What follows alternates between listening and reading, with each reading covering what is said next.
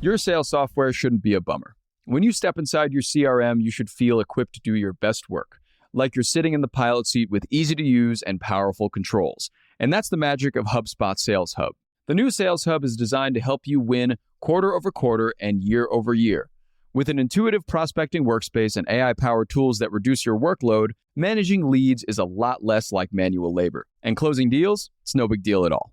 Wrangle your day-to-day tasks on a seamless platform that makes navigating contacts, calls, and analytics easy. Get AI-powered tools like ChatSpot that are tailor-made to be personal assistants for your CRM. Just prompt it to pull up a contact, sum up last week's sales, or research your competitors. By automating steps across the sales pipeline, teams can take back their time and spend it on more impactful tasks like connecting with customers.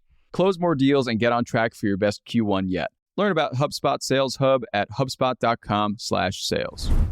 Good morning, everyone. It's Wednesday, January 31st. I'm John Weigell, keeping it zesty with Ben Berkley, and this is the Hustle Daily Show.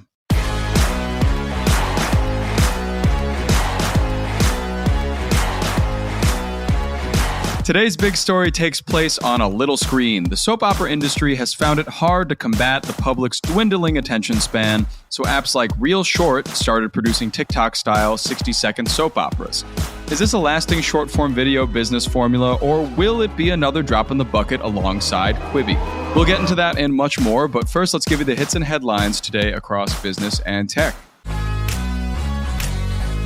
Kicking us off here, Elon Musk's brain science startup Neuralink implanted its device into a human for the first time, and then it teased more details on its first product.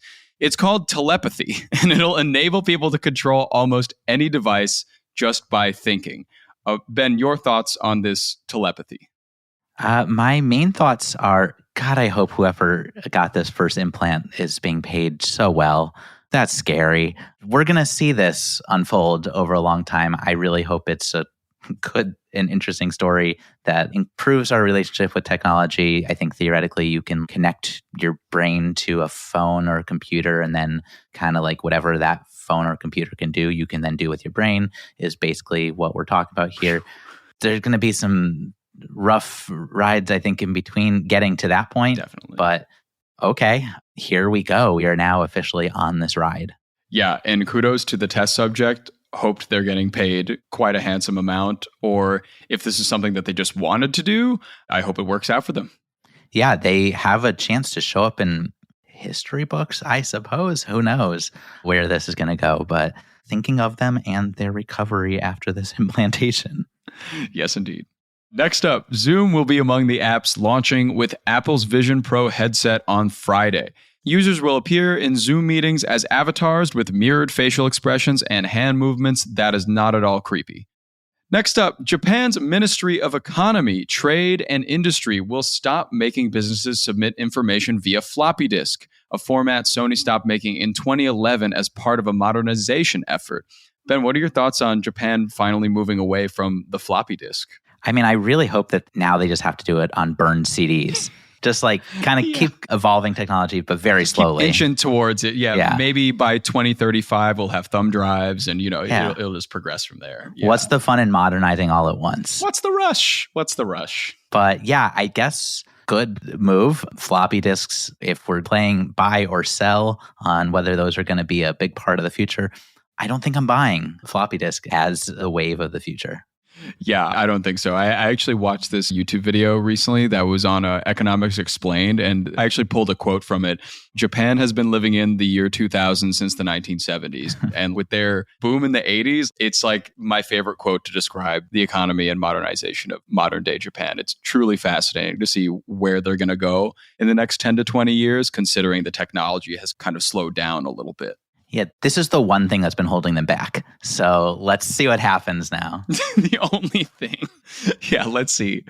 Okay, moving to another country, Norway is absolutely loaded. The nation's sovereign wealth fund made its biggest ever profit, which is $213 billion in 2023, and it's credited largely to its tech stock holdings. And finally, Jeffrey's Toys in San Francisco, the shop that provided inspiration for Pixar's Toy Story, is closing after over 85 years, citing rising rent, inflation, and crime. and a decline in consumer spending. Now, Ben, I know you and I talked a bunch recently about the model train industry and how that's kind of at the end of its rope. What do you make of this toy shop closing? One of many, I'm sure. I feel like that would seem like this would be just like this is not the times to have a actual in-person toy store. It seems like it's less a story of that in the way that Model Trains was really that. It was just like the times caught up to this thing and it wasn't ready for this. This was just kind of a sadder tale in the end. I think as the owner actually said directly, we want to stay in business. We just need the city to support us, essentially. They were paying $20,000 per month in rent. I think one of their employees was stabbed or there was an attempted stabbing. Oh. I think they said directly, we're putting our money in, we're putting our hard work in, we're putting our love into it, but the relationship with the city is not being returned, essentially, where unfortunately is a modern story, but just the really dark underbelly that I think a lot of retail operations, especially kind of longstanding ones, are facing right now. Yeah, hugely unfortunate. I mean, coupled with also a lot of news that the toy industry is in decline in terms of sales, but also to be in a community where you're kind of not appreciated as something like this that's been around for 85 years. Must be tough. I've actually been seeing a lot of businesses that have been around for 100 plus years start to close their doors. And it could be things like rent and things like being driven out of their own communities. That could be the reason. Our main story is all about drama. Drama on the small screen, that is. Soap operas haven't been so popular with younger generations, but apps like ReelShort are looking to fix that with good old-fashioned TikTok-style 60-second short-form TV shows. Ben, what's ReelShort actually doing here and apps like that? So what ReelShort is trying to do is really try to lead this new modernized era of soap operas. Let's start with the old school soaps, which, by the way, were always a pleasure during summer days at home as a kid. Oh, yeah. Guiding Light fans out there, I see you. I'm with you. Maybe not so far as knowing any characters' names or storylines, but still, fun times.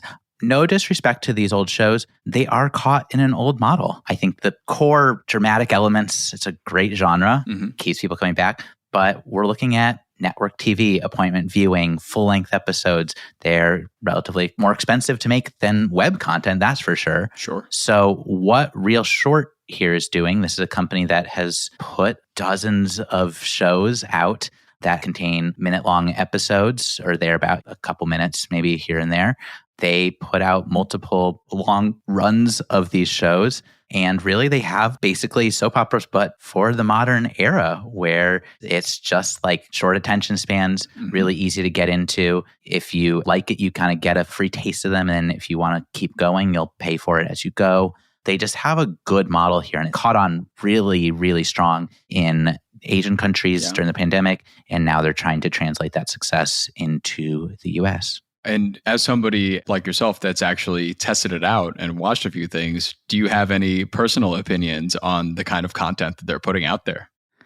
Okay, I will so gladly take this bait.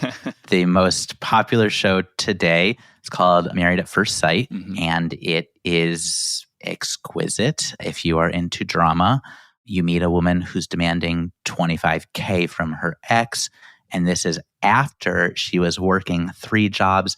And I believe the quote was selling her blood to keep him in school. She almost fainted. That's how we found out this was the case. His new girlfriend is mean. The main character ends up throwing coffee in her face and says, "You should be grateful I got an iced coffee today." Oh, wow. With other colorful language at the end. Girlfriend marched off saying, "This is far from over." Just like classic soap opera stuff. And this was 3 minutes in. Oh. I got 3 minutes into this whole series, and there are, I believe, currently 89 episodes available of this show. Fascinating. So here's the thing with this is these are pretty cheap to make. And it feels more like in the Lifetime movie vein of these aren't Hollywood level productions necessarily, but they still get the job done. A small crew, a lot of young film school grads. It feels like each of these shows costs about, I think they said about $300,000 to make. Wow. I mean, that makes a lot of sense that the episode count is up near about 89 to 100 episodes, because if you're going to have minute-long episodes, I'm wondering, at what point does it feel more like different scenes instead of episodes? Like each episode is just a segmented scene of something that could already exist, but maybe it's packaged in a way that makes it a little more coherent episode to episode to episode. Yeah, just in like a very quick dalliance with this, it feels like they know what they're doing. And I mean, I guess if we're really looking at this overall, like super short form content is the way of the world now. Right. And the fact that we're already minutes into this podcast means that most of our audience's minds they're gone. They've been gone for minutes, and we're just talking for ourselves at this point, and that's okay because that's our job. But I think that this hasn't always translated well to business. Making short form video, marketing it, and building a successful long form business detached from social media hasn't gone so great. This obviously calls to mind the funniest business disaster in recent memory, which is Quibi. Yes. Quibi was a short form video hub that just tanked. Oh, yeah. And so you kind of look at something like this and you're like, how is this going to not go down that road? I think they have a pretty good path to not being Quibi. Mm-hmm. What do they do differently? Because I think the big barrier for short form video companies like this that are outside of social media, in my mind, is that when you want to put in advertisers, there's no space for advertisers. Or if you put in an ad, that's half the video probably. But then if you do a subscription service, I don't know who's going to subscribe to watch a minute of content. So it's things like this that kind of come up. And I feel like those were a lot of the reasons for the downfall of Quibi. But what is ReelShort doing differently? So I think one thing they're doing well is they recognize that in this world, doing something niche wins. They're not trying to serve everyone everything. I think, Quibi was trying to be this destination where these are the shows that everyone's talking about. You got to come see them and you can only see them here. This is aiming for a very specific subset of people who would be into the show I just described, which is ultimately probably not me, but they know that and they're not going to target me. But I think to that end, distribution-wise, they're meeting people where they are. Mm-hmm. They serve up a few free episodes to hook people on platforms that they're already on. Oh, that's good. Like YouTube and TikTok. And then they pull you into the ReelShort environment where they get you to, if you want to keep watching, you got to pay up or, potentially watch ads, or they can monetize people from there. But you can get people elsewhere, for a lot of other platforms. Quibi, if you didn't get people to download Quibi was making nothing. It had no momentum. It was over. But they can potentially gather momentum outside of their environment, get people in, and then really monetize this. And also, they're just not spending wildly. Mm-hmm. They're planning for about 100 series to come out this year. Oh. So you can imagine that this gets to scale, you're going to see a pretty successful business. Yeah, I mean, I think that's fascinating that they started putting things on other platforms like a TikTok, for example, that you just cycle through, because the thing with these on-demand video platforms versus a TikTok and why people spend so much time there is because these things are automatically served to them. They don't have to go looking for them and press them on demand or anything. So them taking that marketing tactic is very fascinating. And I think this may actually turn out quite well, since they're not exactly going for, as you mentioned, the wide cast net of like a short form version of Netflix. I'm excited to see where this lands and if it lands on my app homepage. It is already working. Last year, they got 7 million people to download ReelShort in the US. Worldwide downloads, I think, were around 24 million. And they made about $22 million last year. It seems to be off to a good start, and look forward to seeing what happens both for this platform and in Married at First Sight. And there you go. Small soap operas for all.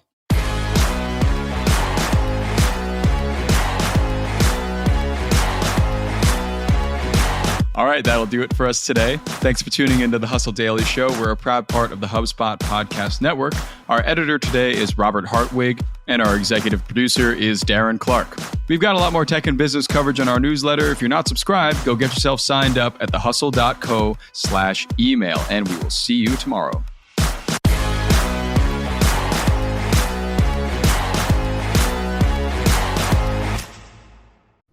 All right, everybody. I've been listening to this podcast lately. It's fantastic. It's called DTC Pod, hosted by Ramon Barrios and Blaine Bolus. It's brought to you by the HubSpot Podcast Network, which is the audio destination for business professionals. DTC Pod is a podcast about all things direct to consumer, as it says in the title. Ramon and Blaine cover everything from starting, growing, and optimizing e-commerce stores and DTC or D2C brands. They have a lot of great conversations with founders, marketers, platforms, creators, and marketing and growth agencies to cover all these topics like brand building, social media, influencer marketing, website conversion, paid media, Facebook ads, consumer trends, email marketing, and much, much more, if you could even believe it. If you're interested in stories behind your favorite consumer brands, this podcast is tailor-made for you. Just the other day, I was listening to an episode and their guest was Mikey Taylor. Mikey started as a professional skateboarder and flipped his life into becoming a huge entrepreneur dealing in real estate, owning his own brewing company, and also owning a skateboard company called Sovereign Skateboards. This guy really flipped his life into something insane, and it's so cool to listen to how he did it every single step of the way. Definitely go check that episode out. It's really, really inspiring. And you can listen to DTC Pod wherever you get your podcasts.